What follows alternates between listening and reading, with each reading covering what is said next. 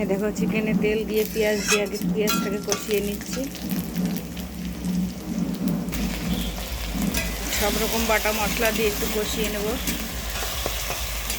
মশলাটা কষানো হয়ে গেলে আস্তে আস্তে একে একে সব দিতে থাকবো।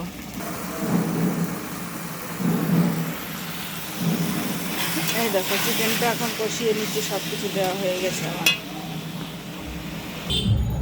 এই যে দেখো রান্না করতে করতে আবার বাইরে চলে এলাম। এই যে দেখো গাড়িগুলো সাজাচ্ছে, রাত্রেবেলায় বের হবে এরা। ওই দেখো একের পরে এক লাইন দিয়ে দেখি ঢাকা দিয়ে রেখেছি। এখন দেখি কি হলো, মনে হয় চিকেন থেকে অনেকটা জল বেরিয়েছে।